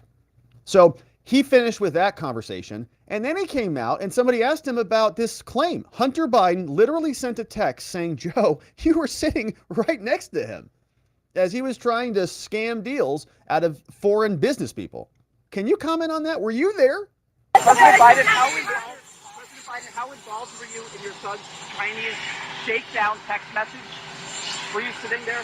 Were you involved? No, I wasn't, and I don't know. Were you? No. Whoa. Joe. Whoa, Joe's a little bit ornery out there. President Biden, how involved were you in your son's Chinese shakedown text message? Were you sitting there? Were you involved? No, I wasn't, and I don't know. Were you? No. Yikes, man. Whoa, he's fired up right there. Look at that face right there. He's like talking to like MAGA. That's like his MAGA Gates of Hell speech almost right there. You know, it's the uncomfortable laugh. It's like, it's like uncomfortable. I can't believe you're asking me about this. Very uncomfortable. Then it's just the outrage, right? There it is. No, don't ask me about it. Were you sitting there? Were you involved? No, I wasn't, and I don't know. Were you? No. Yeah, and you can really see the CPAP device that they are now acknowledging they're using on him. So you can see this this strap here. Yeah, some people were wondering what that strap was. Very curious strap here, but you can see it clearly here. Apparently he's using CPAP device when he's sleeping, or he's into some of the same things that Hunter Biden's into. We don't know. Could be one of the two. So we know that there are strong hesitations to answer any questions out of the White House. There's also hesitations to put him on the visitor's log.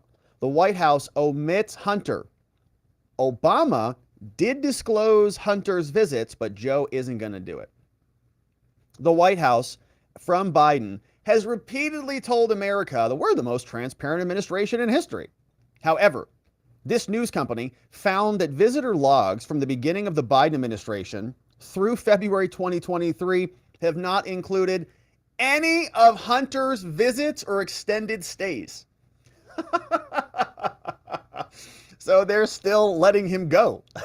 So I was asking yesterday, did anybody turn the water off on Hunter? Did anybody close the door? Is he still out there calling the Chinese like, hey, no, like, you're not going to believe this. No, like, they let me into the White House now. No, I'm serious. You thought it was expensive when Daddy was vice president. He's the president now. So all my fees went up 10x. All right. No, I'm here. No, yeah, just like the last time, I'm sitting next to him. Yeah, he's right here. But now I'm in the Oval Office. Hey, did anybody turn it off? So Fox News Digital reviewed several articles to piece together Hunter's whereabouts. During his administration, they found he visited the White House over a dozen times through February 2023. Majority of the visits that they found were from 2022. We had an annual egg roll, Medal of Freedom ceremony, France state dinner, Christmas tree lighting, his daughter's wedding, I guess she got married there, among others. However, they're all absent from the visitors' logs. So the times that we've known that Hunter was there, they don't show up in the records. While many of these events are ceremonial and a tradition, the question is not about when he showed up to those events that you'd expect him to show up to. The question is, when did he show up to events that we're not expecting him to show up to? Many of these are tradition, but we've got questions about this guy.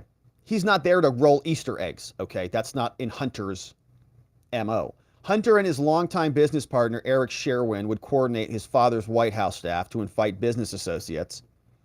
So they're probably just doing it right out in the open. Fox News' digital review found that while Biden does not reveal all of the family member visits, they included over 70 logs. Obama did include Hunter, Hunter's daughters, and others. Several other Biden family members are absent as well, including Biden's brothers, his granddaughters. So they're just going to call it a family exception, right? Hunter and his wife, Hunter's sister, and Valerie were all guests at the state dinner. And other visitors' logs have not been cataloged. So there's Hunter, just representing America with foreign leaders at state dinners. Have they seen the laptop? Do they know whose hand they're shaking? They, talk about hand sanitizer. Hopefully they're using a lot of it. So now the question is, as this moves forward, should this plea deal be accepted? Some people are saying no. This comes out from the Federalist, courtesy of Tristan Justice. Says that a former chief of the Justice Department Tax Division is calling on the federal judge to reject the plea deal. This woman is named Eileen O'Connor. She ran the DOJ tax division for 6 years. She published an op-ed saying judges can reject plea deals, and that would be appropriate here. She summarized it saying that the Justice Department and their alleged foot dragging and their refusal to allow an actual investigation is problematic, and this plea deal should be rejected by the judge. And of course, the judge can do that, but judges, they generally kind of default to the parties. We have an adversarial system where we expect both sides to make their positions known. So if the prosecutors come out and say this is a fair deal, they're supposed to be opposed to the defense, and the defense is supposed to be opposed to the deal that the prosecutor says, and so they're supposed to be at loggerheads.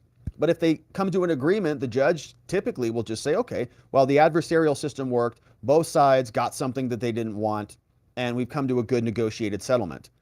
That normally works. The equation is thrown off a bit when you have a corrupt Department of Justice that isn't actually serving the interests of justice. They're serving the political interests of their boss, the president. So Senator Ron Johnson has been commenting on this. He says, I stated this earlier in the week. I don't know how a judge can accept this deal, saying the judge should reject it so that we can have a thorough investigation and an actually honest prosecution. Here is the senator. This message to Henry Zhao that's getting a lot of the focus because it's just so overt and it's so clear and it's so obvious. Hunter says he's sitting with his dad at their home in Delaware. This is the night of July 30, 2017. I'm wondering if there's any way to determine through Secret Service whether Joe was indeed at his home that night where Hunter was living, staying in the guest house. Was Joe there at the home? Is there any way to verify that? Because I think that would go a long way. Well, I believe the investigators requested GPS coordinates for the phones to place him in that position, and they were denied being able to get that, as they were being denied, and everything else that higher ups the Department of Justice did to obstruct their investigation. I have heard news media reports that there are photos of Joe and Hunter Biden at that residence on that day. So I think, well, yes, there's definitely a way of proving that. But unfortunately, the Department of Justice obstructed the investigation. And let me just say this as well. I'm not a judge. I'm not a lawyer. I don't see how a judge ruling on this sweetheart plea agreement can bless it now that all this corruption of the Department of Justice and corruption investigation is becoming known now. We'll see. It's going to be a very questionable plea deal when it gets entered, but it's out of the District of Delaware. And we know that Joe Biden has basically been owning Delaware for a very long period of time, and he's got a lot of political family power there. And what leverage can he put upon this judge to get the deal done? Because once the deal is done, they're going to say it's done. No further investigations are warranted. I can't even imagine what the language of the plea deal is going to encompass, whether it offers a broad blanket immunity against any other charges related from the laptop or any other ancillary things. Does it cover that? I bet it does, because it is a corrupt and disgusting DOJ. All right, my friends, that is it for us on the day. Thank you for subscribing wherever it is you're watching this. We covered a lot of ground. We hit the White House omitting Hunter Biden's records from the visitors' logs. We now know that Gary Shapley and the New York Times have confirmed what the whistleblowers are saying, that Merrick Garland literally lied to us, said that David Weiss had all sorts of authority that he didn't. Donald Trump countersues E.Jean Carroll, saying, I never did the hibbity-dibbity on you, lady. Don't claim it otherwise. And she did, and now that's defamation. We also had Jack Smith, who goes after Giuliani and dozens of other lawyers who are now going to be in the crosshairs. And I think this is a real big threat. I think we're going to see another indictment, and it's actually going to be the more serious of the two. And then this is the final botched audio coverage.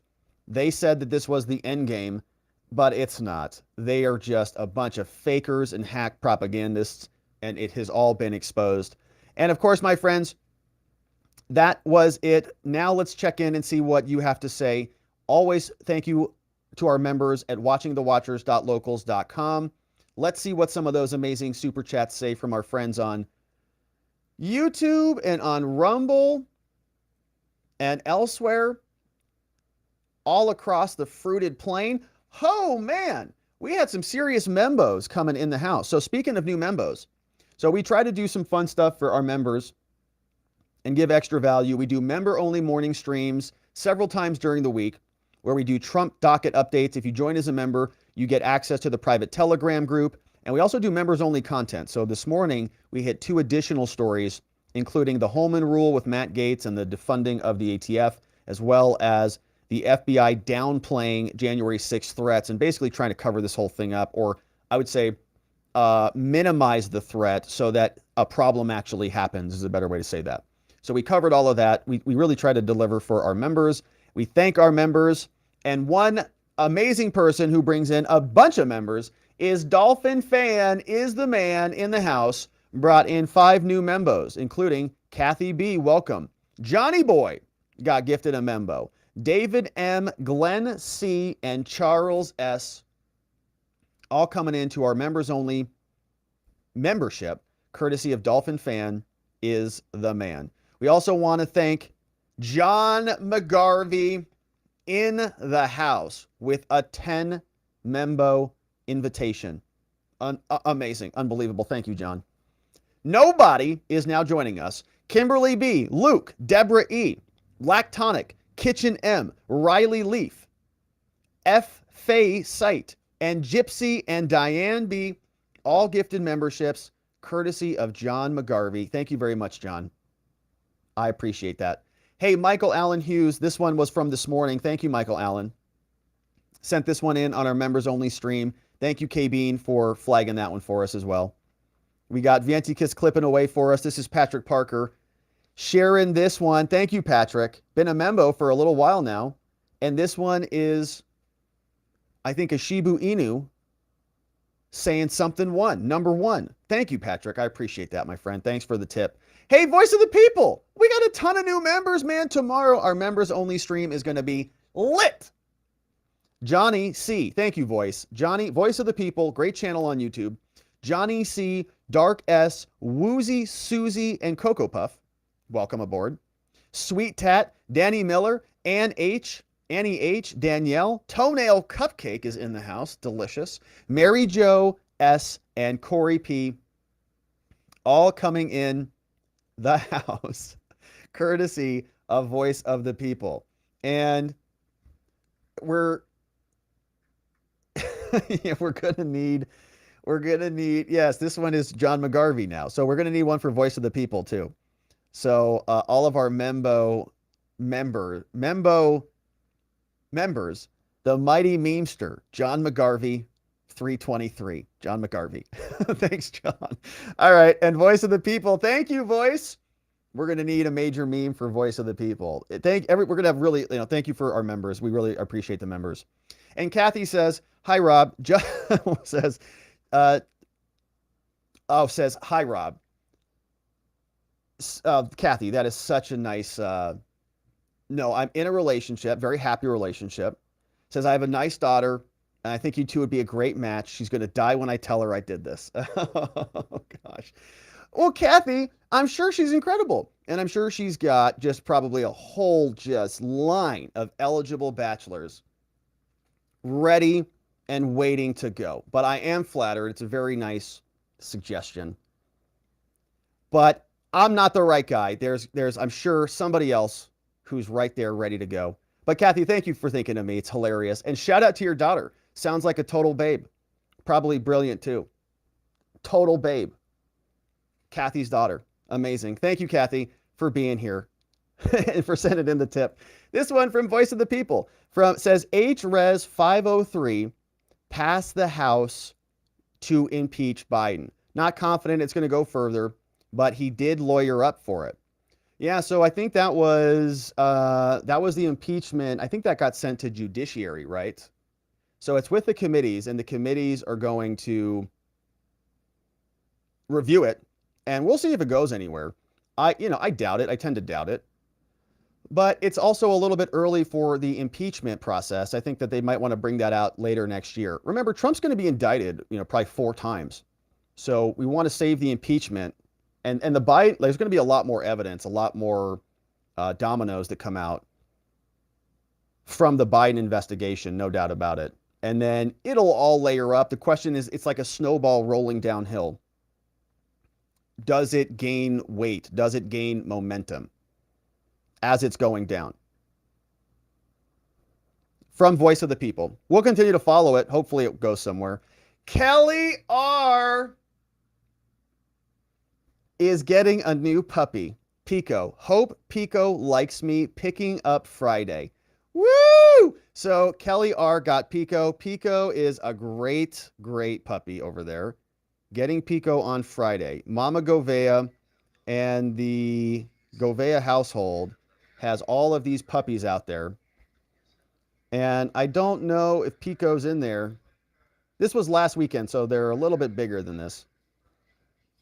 But yeah, actually, is that Pico? That might have been Pico, actually. That might have been Pico. That's when there was a little bit more of them. So you might have just seen Pico right there. That last puppy there. May be going to Kelly R. Woo! Sounds like it is. Pico is going to Kelly R. Congratulations to Kelly R. getting Pico in the house. And there's still, I believe, 3 other puppies out who need homes. So if you'd like one, send an email to marianne@ericshouse.org. And congratulations, Kelly. And you're going to meet my mama. How fun is that? So you're going to be meeting my mama and a bunch of other puppies. How fun. And thanks for sharing that with us. Send us some pics and let us know how it goes. It's a Watching the Watchers miracle. Send an email to my mom, marianne@ericshouse.org. Thanks for sending that in, Kelly. Spud says, DJT pulled a Karnak with the rustling papers. I don't know what that is, but is that like a twist? He planted it and we all got duped or something. It's like the twist at the end of a movie.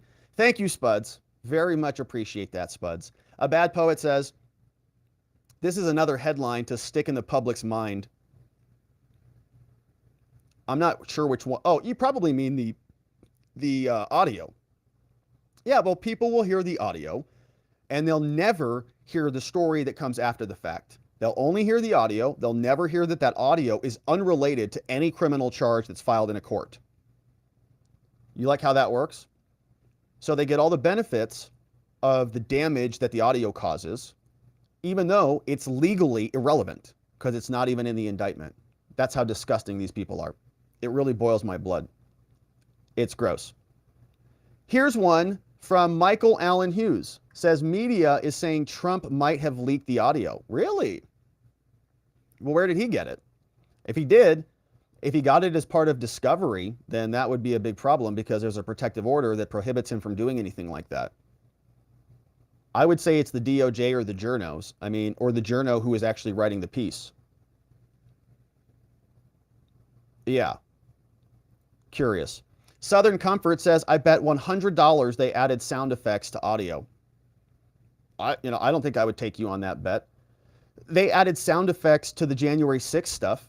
They created the entire Steele dossier out of nowhere, out of thin air. They fake evidence all the time. They just make it up out of nowhere. They were plotting with Governor Whitmer, right? The FBI agents were saying, it's your plot to kill the governor specifically. And it's the FBI agents who created the plot, sending them the plot. So they just make it up. And the fact that the DOJ would add audio, I know that makes you kind of sick to your stomach that they might do that. But they made the Steele dossier thing into a thing. Fred Petamonte says, Mr. Govea, I emailed you an 11-second video of me when I was 2 months old. I would appreciate you show the entire chat because I'm cute as hell. Your friend, Johnny. All right, Fred, I'll take a look at that. I'll pull it. I'm not going to pull it up right now because I don't want to dig through my email right now. But we'll pull it up for the next show. It's puppies. It's like puppy week, I think. So we'll take a look at Johnny, who I'm sure was very adorable as a 2-month-old.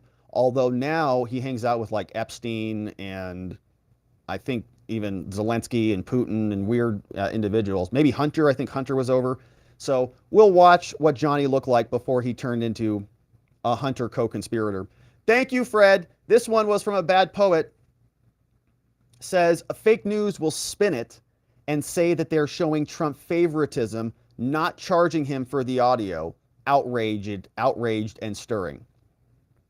Oh, I see. Yeah. So they'll come out and they'll say, Hunter got abused, but Trump was shown favoritism. Remember that audio? Even though, as we know, the audio is outside of the jurisdiction.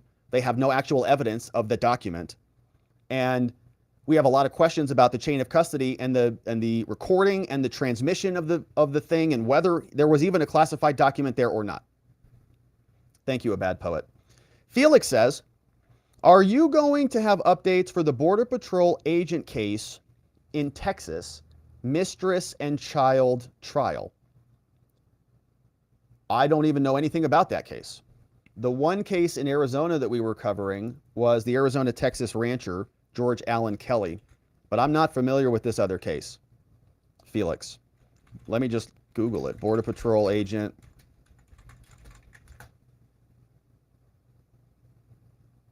Looks like, is there a trial coming up? Ex-border agent. Yeah, there's a trial, law and crime. Okay, I'll take a look at it. It looks like maybe we'll take a look at it. I'll take a look at it and see. You know, it depends. There's so much to cover on these other topics, so it's hard for me to deviate out. Sometimes we'll deviate out in the members only stream, but like a full trial to cover is a whole separate story. But I will take a look at it, Felix, and thank you for bringing it to my attention. I didn't even realize this was going on. But I do see, yeah, 9-year veteran. It looks like it's Hernandez, right? It's Ronald Burgos Avalos, 33, 2 counts, murder, death penalty if convicted. Yeah, interesting case. So thank you for that, Felix. I'll take a look at it and see if we can get to it at some point.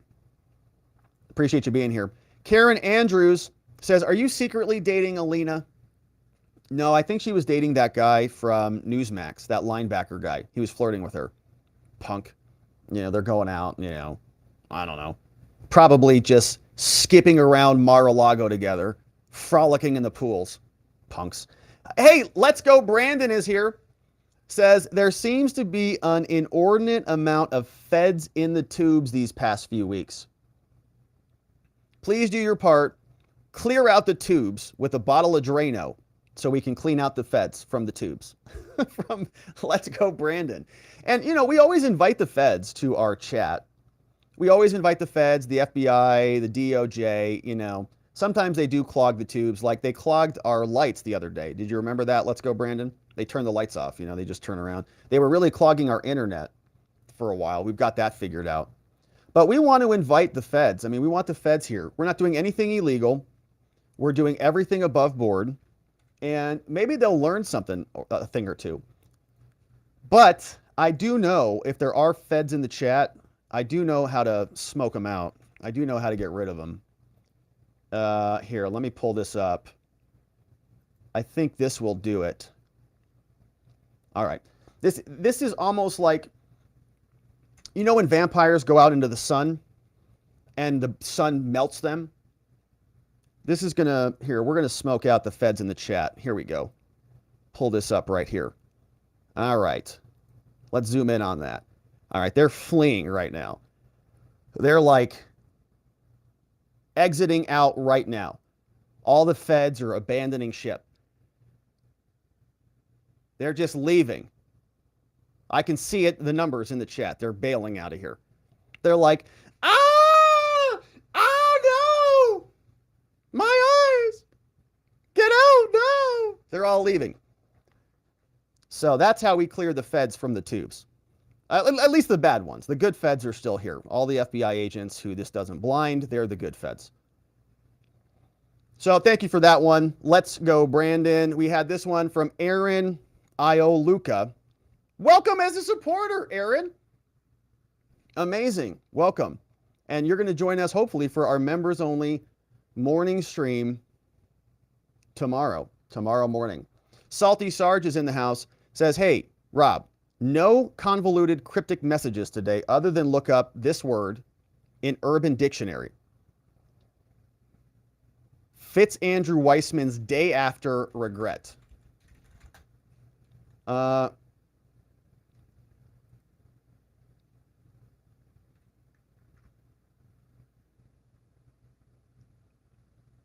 Okay. Yeah, I see. Okay. Okay. So here's the definition of the word coyote date. A coyote date usually follows a state of inebriation wherein one person finds him or herself waking up next to someone that he or she would rather chew off his or her arm over rather than risk removing it and waking up the person, right? So you'd rather, like, you're laying there and this person's laying here, and you would rather just chew your arm off and leave because you've realized what you've done. Yeah. That's kind of what Andrew Weismann was doing. I agree. Hey, this one from Salty says, I bet Hunter was paid by China for a free balloon ride across America. I don't know. I wonder what he would have charged for that. Probably a lot. And Trust2Kid says, thanks for another terrific stream and an update on the puppies. Thank you, Trust2Kids. Yeah, get your puppies. Marianne at ericshouse.org. It's puppy week. We've got John McGarvey says, great job, Rob. Oh, this one, no, I don't know. This one's from Aeon Flux, I think, from that movie. Thank you, Aeon. Great job, Rob. Thank you for that, in a very nice font. This one is from John Allen. John Allen is back. He says, bah, ha, ha, ha, ha. And hi, everyone. Yeah, John Allen had a little bit of an internet problem out there, and I believe that was Tennessee, right? Is that what you said, Tennessee? And you're back online now. And so we're grateful to have John back. And Sergeant Willie says, waiting for the push-up contest between Joe and RFK Jr. Joe used to challenge everyone to a push-up contest. I know. Yeah, Joe used to do that. He used to crush on that, by the way. He used to crush on push-ups. I got to say Joe would probably blow out RFK. I mean, just it's a matter of age, honestly. But it would be a lot of fun. And it's a good comment, Sergeant Willie. And thanks for being a member for a long time, Sergeant Willie. Really appreciate that. Thanks for joining us. And John McGarvey is sharing this one with high fives from John McGarvey. And we appreciate everybody on Locals, on Rumble, on YouTube who supports the work that we do with your very generous super chats. Very grateful for all of those. And now let's say hello to a couple Twitter comments from a couple of our Twitter friends. And so we've got a new thing. I'm going to start doing this today or tomorrow. We have now on Twitter, we have a Watching the Watchers community. All right. So you can actually create communities on Twitter. And so we're going to start posting the show videos, the segments that we record into this community. All right. That's going to happen. Hasn't happened yet, but it is going to happen. So if you would like to join us on Twitter and get the videos there, join the Watching the Watchers community, just search for it and you can join us. And that will be another place where we're going to start posting the videos because we want to syndicate all across the fruited plain of the internet. This one came in from Deplorable Fred, said, I told you that Weismann was one of the most vicious attorneys in America. They call him Mueller's legal pit bull. All right. Yeah, that guy. That guy. Hey, Deplorable Fred says, hey, Kathy, what's your daughter's number? Yeah, drop it in the chat. Don't do that. Danny says, you know, if Biden wins in 2024, all our posts are going to be used against us, and it's going to be the great purge, and it's not going to be good for anybody. Yeah, Raven was wondering about Karine. We were asking ourselves, where did Karine go? Did she have a mental breakdown or what happened? And maybe it was because there was this argument with Simona Teba, a very racist attack by Karine. We've got Tesla owner, Asian POCs in the house, says the YouTube chat definitely has the most feds, no doubt about that. TJ King says, as I mentioned yesterday, your excellent Pelosi-Milley collusion point is bolstered by the sock drawer case and the Presidential Records Act. So Pelosi vacated her role so there'd be an indictment. Al Holman's here. Says, nice work. Please have $5 from Petty Cash. And we have Linda says, oh, Giuliani was voluntary. Okay. Phil Reno's in the house, says, can they go after Trump in Virginia now for the recording? Can they raid Bedminster to find the document in question? Theoretically, yeah. I mean, they could raid whatever they wanted to at this point. They did get a search warrant, get approval for it, and go do it. Same thing they did last time. Hey, what happened here? Lindsey Graham sent a letter over to U.S. Attorney David Weiss. I've been informed about the FD 1023 document. Ooh, that's going to be fun. We'll save that for tomorrow. That's from Raven Madness. Thanks for flagging that for us, Raven. And all right, my friends, that was it from our friends on Twitter and from our friends on YouTube and Rumble and Locals. We're very grateful for all of the amazing support, and we appreciate you joining in. We are done for the day. Before we get out of here, we want to thank our friends at fieldofgreens.com, where you can get your Field of Greens and save 15% off with code Robert at checkout. Also, if you like this mind map, then you can navigate the mind map using Spotlight Lawyer or create your own mind map at spotlightlawyer.com/mindmap, which is where you can create a free account and mind map to your heart's content.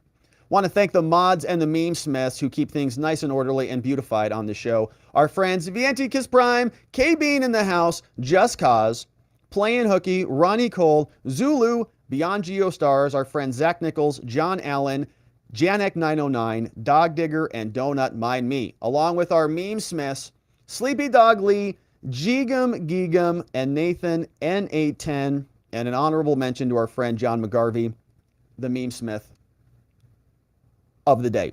And so that is it for us, my friends. We are going to leave it there. Members on Locals, stick around. If you're a member on YouTube, go over to the community section, navigate down, grab the Telegram link, join us on Telegram, because that's where the after party continues on right now. But if I don't see you over there, I do hope that you subscribe. I want to thank you for liking this video, and really thank you for sharing it with a family member or a friend. Share a segment with them. Invite them over to the live stream, because there is a lot more to attend to, and we really appreciate having more people here to have the conversation with and help to illuminate all of these disgusting problems that are being shoved down our gullets from our government. But that is it for us on the day. We will be back here tomorrow to do it all again, and I hope to see you right back here so that together with your help, we can shine that big, beautiful spotlight of accountability and transparency down upon our system with the hope of finding justice. Make it a beautiful night, my friends. Sleep very well. I'll see you right back here tomorrow. Bye-bye.